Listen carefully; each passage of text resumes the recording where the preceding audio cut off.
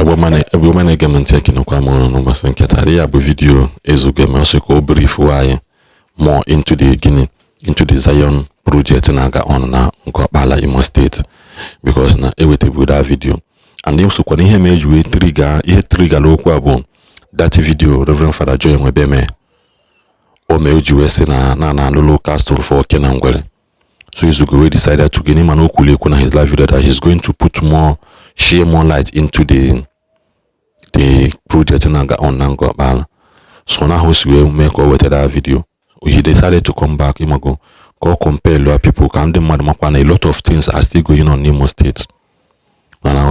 Because Nandi Marpatana say in Hana Aludia, Ejukalo Hotel, Aloha Hotel, Ejukalo and Kalonka. So most of those things na cause here. And then was in Ndikwen and Dekwen, or the can name and Dorondoro Chichi. Nimi Heduluquano, Ihedulu, or Kenangwelania. Mama will have most of them divine name. That video on Reverend Father Joy Mwebeme. And we better onye potano. Ebuka ya the statement to use. Nobody came out to rebuke him. We say, for how long are we going to continue living in wickedness? Also, mother no could be one of also could will you use such words? Jimmy Omelegene. Jimmy a pioneer of Zion ministry. Jimmy a pioneer of Zion ministry. Odoro no ma. Ndi marapotana accuse blogger post here. You become now kwa blogger in kwatankwa. Now says blogger in a post to father calls on you. Una man do father this year. Father, why did you use that kind of statement? First of all. Gwafada ni ho, secondly, gwafada ni ho meladoroma. Thirdly, gwafada no need disgrace your whole body the Catholic Church, only disgrace her. Ikwe he want to imechi ono. When he just so sad and all this ndinina kuchalo kumba keeping quiet to this thing this man oko. Ibuzo one day umwana beza yona akuna. It's no mwazi hama mbolo. In on a phone with somebody or sena hana agba akuna eba. E potasina choy bagebe, potasina choy blackmailing. Ipotasina Ebuka Obi mugodo nwa nugodo nwa no ma monwa. Emeche isi na gini me ono bero nwa no gini dia gini nya kenye di chenya na onye okotu. Because nyama kwanu be nwan. Ipotakwasi no ma muta mo ipo ejimi ayi. So what else do you want? Kidi honzo that shows that you are fighting a lost battle. Kidi honzo that shows that you are fighting a lost battle already. So you go share more light into that thing and work out. So in this video, Ekabaro Megini cool down in the chaya, share, subscribe on our channel, and also don't forget to drop your comments in the comment section. I know for call on the comment section. We are replying the one we could, and no one can we will tell them God bless you. God If you only join Ryan at this broadcast, not to make a share button. Share this video. Share this video. And to make a like and love and share this video. And to make a like and love and share this video. Okay. The voice is loud. Share this video. Let us discuss about this Nkopala project proper. Ka umuna inde agota ho wike wata. Share this video. Share this video. You know, when we talk about building the economy of Southeast, or both churches and the private sector and other public enterprises all together. Economy of the Southeast Ablos Ife. In fact, I will go in the matter that when you take away the positive effect of church na Ndigbo, you will see that the churches are filling in a lot of gaps. Let's go back to the root agenda. When they keep talking out of ignorance, these guys, those are so ignorant to the point that now follow this one or critical thinker. Ebe video. Ebe export ube. With this ube local peer. ebe a na-export ye export a na-package ye for export ọ na-asị na ndị Igbo dị iberibe na ndị Igbo dị iberibe kele onye ya akpọ these guys that in this century I know na anybody that is producing something just for the consumption of him and his family, you are not doing better. These days, people are now producing things so that they can export. Nobody is producing anything in you now or not for the consumption of you and your family alone, including knowledge. It is more like it is a waste. If you have knowledge, that knowledge should be enough for you, your family, and even for people to benefit from that knowledge. That's why even in South Korea, in America, in any country of the world, any resources is meant for their consumption and that of other people who will come and, because if I want more like a resources, so who says that no one will need for that to be? When they produce something and they are able this will be, why can't we turn it into a resources? I do better foreign reserve into our land. These guys are so daft. That's why in Ghana, agriculture got good the point where we are cultivating or we are farming for our personal consumption. Now you are farming for your consumption and for the commercial purpose. Kilunye nwere ike ije kọwalụ ụmụ ofeke a ife a ka ha wee ghọta ụfọdụ n'ime ha wụ itiboribo na-enye ha nsogbu. Now let me talk about this Zion project. Zion is building a multi-million naira mega city in Ngopala. I say go multi-million. I can use the word multi-billion. But let me use the word multi-million project, a city in Ngopala. Now, a lot of people are now, why can't you build a factory instead of building a church? And when I listen to their point of argument,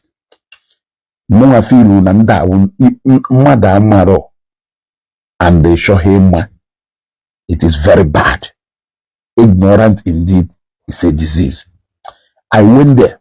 Look, let me tell you the first sign that the establishment water now somewhere is a positive one. You want to go? Now, the moment I announced the presence of Zion Ngopala, did you see how everything around Ngopala began to change? It started by appreciating the land. You want to go? Kiyesi wema n'obodo kwunoko wo ebata n'obodo a jugodo ha kele go na ele a plot of land. Go to Onitsha, go to Oka, come to Nnewi, go to Ekulobia. These are one of the places you will buy the most expensive land in Anambra State. There is a reason for that. There is a reason for that. In the presence of something now attracting the mother there. Now, one of the most something now bringing about development is the presence of people. Who's torn out of human presence. There is bound to have high rate of development in that place because development follow people in numbers. For instance, Anambra State University, Ibariam, before they took that university down to Ibariam only farming kind of media. Ordinarily, we can even look, when my sister named pre-science, I will be about for the first day I bunari about maka pre-science here. My dad and my mom will be that day. Okay, bunari about Obi my mom and my dad help my sister about when Oga na shena. My dad and my sister say Ichorena eba. Kichorena. My sister say no Chorena eba. I will happy whenever Obi madana. All because of it too. Ebariam do then. Fast forward to the day I went back there for school. uwe cheta ịgbara ya ma ha ijeru mgbe ahụ that kind 1991 sorry that kind 2001 uwe cheta ịgbara ya ma ijeru that kind 2001 wee cheta mgbe nchighara ebe ahụ for school wee n'anya wee sị wee wụrụ na that university ebutere ebe ahụ mmelu people amahụ na ha ya eji ịgbara ya m tata wee bịa ịgbara ya m. Development follows people to where they are in numbers. Even the Ekulobia Oko you are hearing today. Ekulobia Federal Polytechnic Oko, so we contribute to the high rate of development in Ekulobia today. The same thing with Uli. Minus that university. Can you make you Ogranyana Azwafia na Neu, Owolego, Jewuri Jebalana, maka na ọ chọrọ ịlụ lọji ebe a. Kedu ife nwere ike ime mmadụ ọ bụrụ fast food restaurant bido ebe a? Kedu ife nwere ike ime mmadụ ọ bụrụ business je site ya there? Now, what Evangelist Ebuka Obi took down to Ngobala is the biggest we have ever seen in the southeast. Agwamono, you can only compare such project with a project undertaken by a state government or a federal government, but we are talking about a capital project because this is a multi-billion naira project going down in Ngobala. Now, during last year, Imeshi fasting, Imeshi 100 days fasting, wherefore ka fiesi azo, ifo zonkulu wuna, wuna Ngobala, or wuna Igbo, iwedo against Ife Evangelist Ebuka Obi na Ngobala, Emanewu, enemy of progress. Because I can tell you categorically clear that since Evangelist Ebuka Obi Jiwebada Ngobala, close to 10 billion has been spent in that project, and that money has ended up in our people's pocket. Now, during Imeshi fasting and prayer 100 days last year, millions and millions of naira came down to Ngobala, and it ended. In fact, I had an opportunity of interacting with some Ndokada and with some Ndobodo. If they can't wait for the next 100 days fasting this year to come. When I just kafune do to a cake of yado, cake or yado, no one as I am but as Ngobala, no permanently. Where we will be having such numbers of people at a given such numbers of people, down or there, always scattered all over Victory Estate, Hosanna Estate, Emanilona, Victory and Hosanna Estate. No will be rent here, double flat, whatever, may hostel, ebe ndebia Zion nano. Eman every weekend. No will be see Abuja, when they see Port Harcourt, when they see Anambra, when they see over 36 states in Nigeria, will have Bata Lagos because na ha chọrọ Zion program. Emana plane na that steady, man they see UK, man they see America, man they different obodo, Bata Lagos every week just because na fa chọrọ Zion. Emana ụfọdụ na abịa Lagos, no 3 weeks, no 3 months. And the 3 months are higher, and now body dollar, now body pounds, and a year. This is the economy Evangelist Ebuka Obi want to bring down to southeast. Unune bakwa. Neji cement well wall on Ngobala since age we do that project eba. Use go kambalo so over 10,000 bags of cement. Over 10,000 bags of cement. E calculate ye at 9,000. E calculate ye ka imegode at 9,005. At 9,500 times 10,000. Yeah? We are talking about Igule. Yeah? Over 95 million.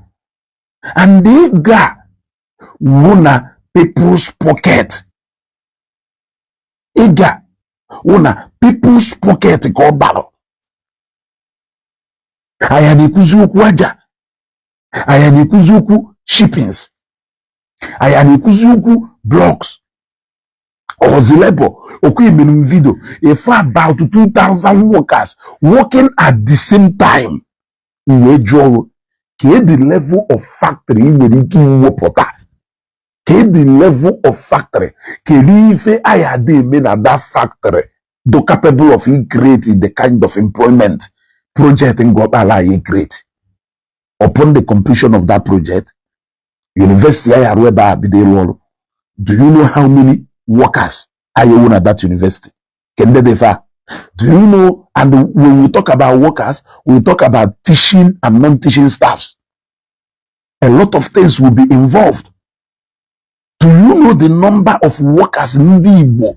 Are you no there? Upon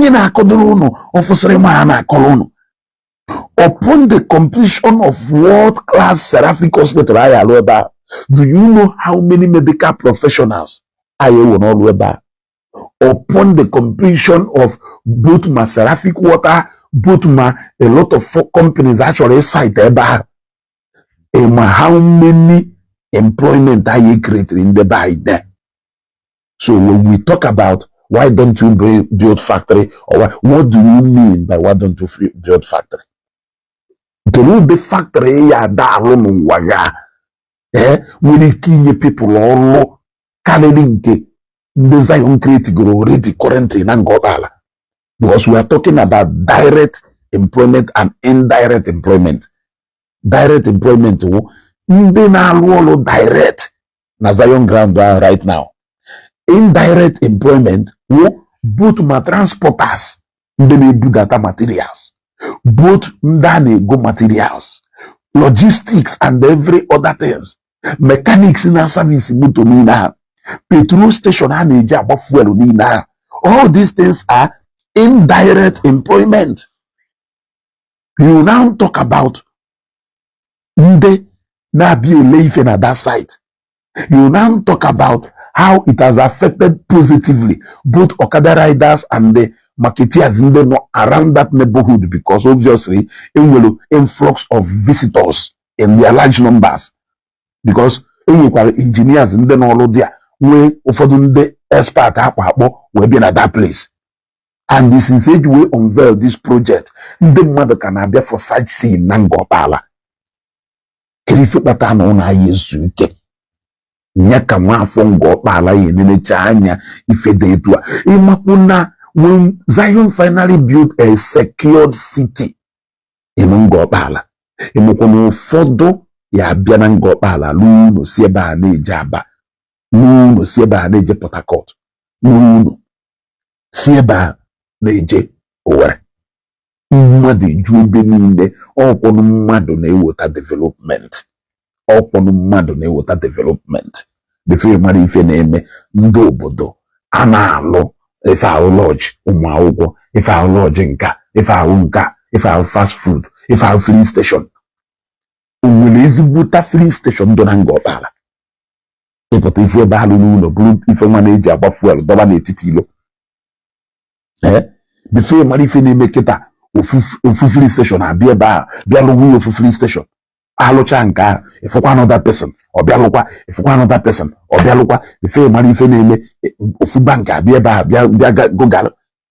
Before mmadụ ife a ofu bank abịa ebe a bịa nọrọ, bank bịa nọrọ ebe ahụ nọrọ. Ọnwụ na ọkụ dị ebe ahụ na-ewebata ọkụ ntu esikwu na-ewebata ọkụ. Ụfọdụ factories asị okay na ebe a bụ ha peaceful enough to come and build their factories, because na ha lụọ factories ha ebe a or not in between, supplying to Aba, supplying to Port Harcourt, supplying to in fact no more like at the center, and they can bring in their raw materials through an airport. You see, people want to stay where they find peace. If Ebuka Obi na-eme ife eji enye mmadụ award during the time of TB Joshua. Any TB Joshua award by Goodluck Jonathan administration for bringing in tourists every weekend. Plane another, then at the synagogue every weekend. In a good on a wobata to the economy of Nigerian government. So also because na synagogue church na run every weekend. People doka first independent Kelafa ya Okonkwo Obiora Okonkwo when first Nigerian away Kogono and the Allen Ulema. These people, it is all around something. It is bigger than, I don't know the kind of factory. Make a factory since you operate. Factories don't buy here. Now operate the same way. Can Kendochas operate? I can stay in Kano and order goods from Lagos. I don't even need to go to Lagos. What I go? So what you just need is to Zenith and Fidelity Bank have already started building their branches in Ngobala. You see? If yeah, why would they not build their branches in Ngobala? Can you hire build their branches in Ngobala? Yeah? Why in hire lower? Ngobala? Yeah? Why in hire lower? Ngobala? This is an all-round something. Look at what is happening in Ikoto Lagos. Indian Ikoto Lagos. In the Katandocha, the Katamandamadani, Bugale, Ani Lafia, Ibinina Nazo, Epoteba around the 12-1 on Cabani, or Doka on Kefifi Kowu. Ifomona Sodonson, Ndigbo. Ifomana Sononso, Ndigbo. Docha should you not be appreciative to the white man? Mandena sego nine ekperuchukwu nwunyocha kele bono eh okori be nwunyocha ka ono okori be nwunyocha ka ono lukwe ba na serve nwunyocha serve ebe ona ya ekperu Jesus ndocha wotala anyị mana iluru be ndocha norube ndocha na serve ndocha na aza self-sufficiency should start by you trying to make and earn a living here in Nigeria and not ijekwa be nyocha ndocha abaghị ọgaranya ndocha emeghị ife niile ewu mana everyday donotu n'ana ekpọrọ ndocha n'ọnụ kpọrọ ndocha jikwa wee mee nga kpọrọ ndocha jikwa wee mee nga onye bịara Ngọkpala last year wee nwee ọnụ ịda aka akụkọ iwe wuru onye Ngọkpala iwe soro nda wee na-aka ife ha na-akọ eriri ya eli erichalụ rie ma chenji adụrọ erichalụ rie ma chenji na ikpe ama nkishi na ome gbadatara Ngọkpala last year amachi imechi 3 days amachi imechi 100 days fasting. Yet, Hadro enough serve people there. Amamu, how many 1,000 bottles of minerals and the plastic cokes, like I said. Among how many 1,000 gallons are consumed there. Among how many if any buy in their thousands. Ipuchase aftermath of if any buy in 1 month, Ipuchase eje megide video ebe a were mgbe kpuchasịchara ife mere ebe a kiri ife kpata na ndị be ya hachi ifeọma ego niile ahụ it keeps going back into people's pocket. Na Ngọkpala niile petrol station adụrụ ebe ahụ ezigbo petrol station moto ya abata in gbarụ fuel mee ife a apụta ala ụlọ nwanne buru ife adọba n'ilo but you will see what is going to happen. Before you know it, along that ilo, you have at least 2, 3, 4 to 5 petrol stations. Mandene je Port Harcourt ya da gbaru fuel eba. Ma activities ni na Ngọkpala ama gbaru fuel eba. You have banks interest weku. You have mini market. We mini market, we food market, we grocery market. Kenuntu ozo obodo si emepe. Bagudu muntu ozo obodo si emepe. Karele etua.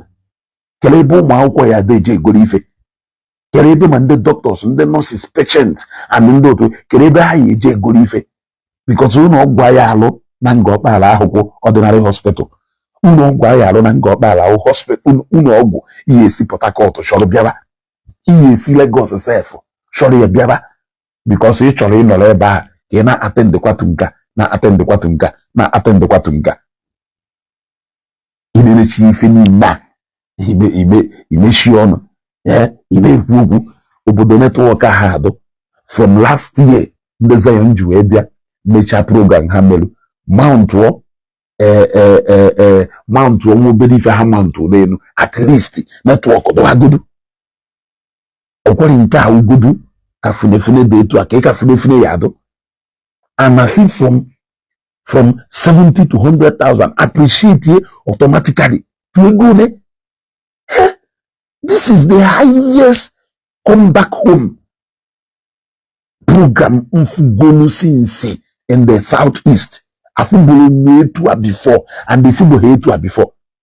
Football hetua. Makufe we dalu over ofodo na ase na alo lodge na alo hotel. Onye gbarago. And that is the project Father Ngobe Joy inweru got esayo na alo welo chaschaye no oko chucha na mgbere ka na alo rie. Make una fear God. Make una fear God. Make una fear God. Yeah? You are telling me honestly that if you are a state governor and you see this kind of project, tell me the kind of, look, let me tell you, 5 companies or 10 companies put together cannot bring the change Zion is bringing to Ngobala. In factory water there. If they make it up, we bring in presence of factories now. If any we now work together for good. Man, all no zos okay just obiago factory there. If you had that be about moto na be a bleed, you will not see people. Development is all about people. People go and develop where there are a presence of people there. That's why the easiest way to develop is by building a school. Ibu Bata University there. Ibu Bata Afia there. The mother new data. Ibu Data Afia there. The mother new data. You gotta go Afia and the school. So now the highest thing, General Hospital again. So now the highest thing, maybe Pobodo. Because if you now, if you na presence of people, you are done there. Every other thing, you have nanda we biaba. Look at Akamiri. The moment they do that permanent site, Nandia's Kiwe University Teaching Hospital, na Akamiri, and a go. The mother big the global malogis, student nurses and doctors here be. Away activities and constant movement of people. Road networks are better. You know they make obodo. Upunuze channels nango pala. Ipeni ne yeluge. Or if I command na say we should stop building churches. We should start building factories. Eh? How many churches short or down? Noboda. More than 20 million Nigerians will go back to abject poverty. Yes. More than 20 million Nigerians will go back to abject poverty. Look at the diocese of Newi, for instance. And with petrol station gas. You can't tell the line of distribution channels before fuel. Abatazie, the way level, where maybe fedine. Hamwelu. ICT center. ICT center na woko ahon go bele. Nema ICT training school. Hamwelu Caros Convent ishi. We Hamwelu okwa Caros Convent on Ishikodo. Yes, odo nishi. Then we Horishite Convent odo na ishi. Then we one higher institution called Kalafa school. Or technical college kogono halolo in between Orifute and the gono where so many institutions hana manage where the same hospital hakudo where one microfinance again where a lot of things. So Newi diocese minus even Okochukugase Ndekatis Ndoloka and even in the hana hugo. Then you talk about missionary schools, mission schools, for the name which are mission schools. If on a new diocese alone, now salary of over 20,000 people every month. What of the Catholic? The Catholic were Immaculate Heart, the Catholic were Catcom, the Catholic were Kelafa School, how much you microfinance bank, how will you Hey, Kelafa school ha. Kelafa school ha. Or Maria Regina. Kodogono. Either Maria Regina also. Only school nke school ha. Then you talk about again higher institutions hang up in Ifenine. If you na Catholic Diocese of Nnewi at the end of every month, na salary of over 20,000 people. So can you tell me one factory now salary of over 1,000 people? Can you tell me? Can you tell me? People will go into different sectors.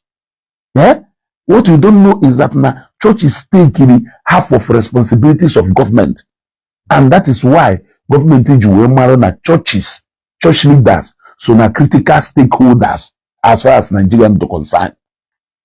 Onya pata no mehi fire dey who aya on the church bodies have been involved in because they know the input of church as far as the building of this economy is concerned. You can never do away with them. They are critical stakeholders. You can't do away with them.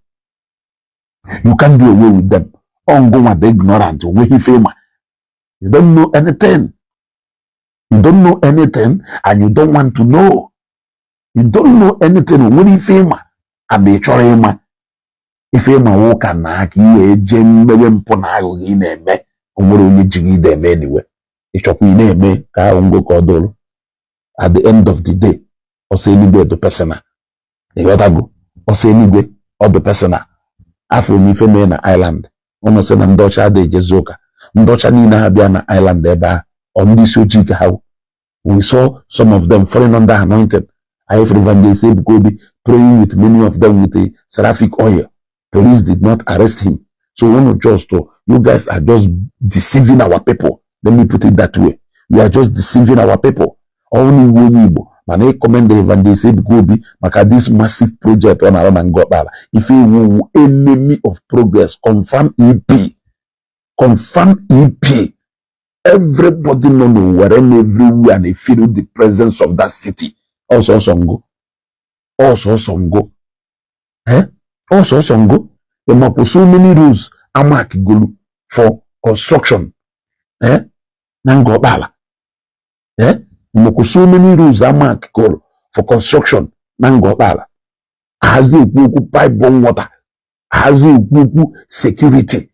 Hazi ukuku mask MTN. Hazi ukuku a confirmed security post. Hokotoko. Kini force cholo. Kini force cholo. Ijena ngoba la keta, you begin to feel the groove. More than 20,000 people has been to Ngobala for the sake of the presence of Zion, even though no bido boyebido. But more than 20,000 people has gone to Ngobala just because they heard about the coming of Zion. More than 20,000 people has come in newly, either to come and buy land, or to come and see what is happening, or to come for the program, or one thing or the other that has to do with Zion. I bring go many people to Ngobala. Imagine what could have happened now na Zion Abiheba. Can you feel make a more ways to go to Ngobala? When you can generation, let's not announce man, how often can you make that kind of movement? What I go? There is no state government that will not be happy and willing to support this kind of project, no matter what the state government also, because they know exactly what is coming to them. They know exactly what is coming to them. Go on all.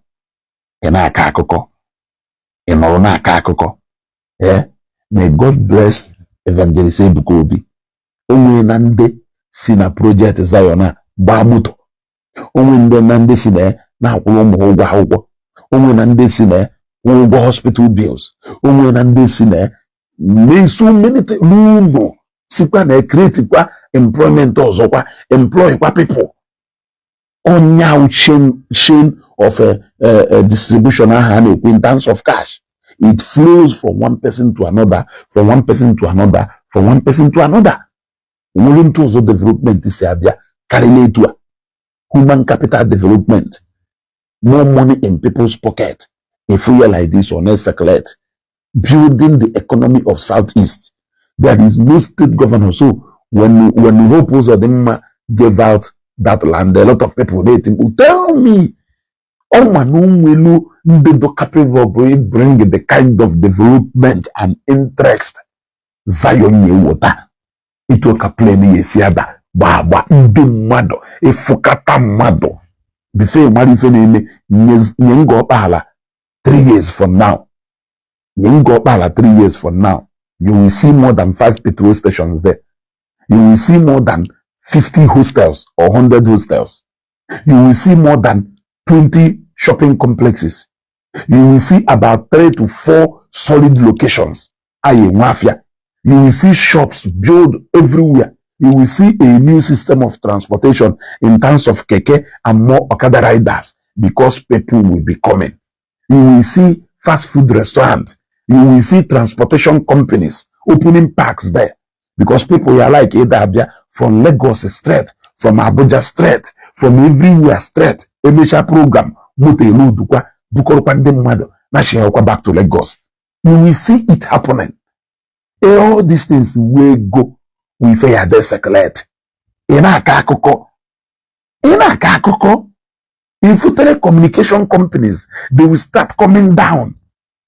Can you feed the fire? Can you feed the fire? You will see street lights and now lighting up everywhere. Already, ilaha na ata igodu n'ime Zion ebe ha na-alụ ọrụ. Ngwa ya ebe ilaha ya connect. Ihe timkpu onwere ife ịma. Anyị nwere first hand information of what is about to happen in Ngopala. Ị na-akọ akụkọ, ị na-akọ ịma mmadụ omego n'ala ana na Ngopala. Emana from the day Zion declare na ha na-abịa Ngopala, emana more than 10,000 people own Igboland na Ngopala. What will happen if about 3,000 out of these 10,000 start developing an? Have you asked yourself what is going to happen? Mande ya dalu lodge, mande ya dalu shopping mall, mande ya dalu kwa school nke ha, mande ya biakwa ebe ha, lokwa a powerful secondary school nke ha, boarding school, where people will be coming from far. Where people will be coming from far. You know what I do? So, who doesn't know should ask, can the mother call ye? Who only amalo should ask? Last year in the program, we hold a number of rice in Golu. A number of beverages in Guru, a number of pure water, bottled water, a number of anything in silly Zulezo, Mandema Ngoka, Mandeme Sioka, nke Zulezo, Ifeni now, Katapia, Itipia Ngopala, Ujuni lo,